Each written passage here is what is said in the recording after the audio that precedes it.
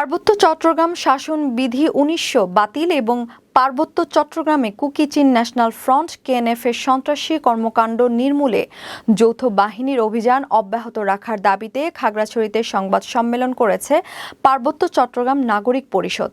১৫ মে বুধবার সকালে স্থানীয় একটি রেস্তোরাঁয় আয়োজিত সংবাদ সম্মেলনে এ দাবি করেন সংগঠনের কেন্দ্রীয় চেয়ারম্যান কাজী মুজিবুর রহমান। এই সময় তিনি বলেন, ২০১৮ সালে আদালতে মৃত আইন হিসেবে ঘোষিত ১৯০০ সালের পার্বত্য চট্টগ্রাম শাসন বিধি বাতিলে সরকারকে কার্যকর উদ্যোগ নিতে হবে। এছাড়া আঞ্চলিক পাহাড়ি সন্ত্রাসী সংগঠন কেএনএফ এর সাথে কোনো ধরনের সংলাপ চলবে না বলেও সতর্ক করে দেন তিনি। একই সাথে সংবাদ সম্মেলনে পার্বত্য চট্টগ্রাম থেকে প্রত্যাহারকৃত সেনাবাহিনীর সকল ক্যাম্প পুনর্স্থাপনের দাবি জানান তিনি। এই সময় সংগঠনের মহাসচিব আলমগীর কবির, খাগড়াছড়ি জেলা শাখার সভাপতি লোকমান হোসেন, সাধারণ সম্পাদক এস এম মাসুম রানা সহ সংশ্লিষ্টরা উপস্থিত ছিলেন।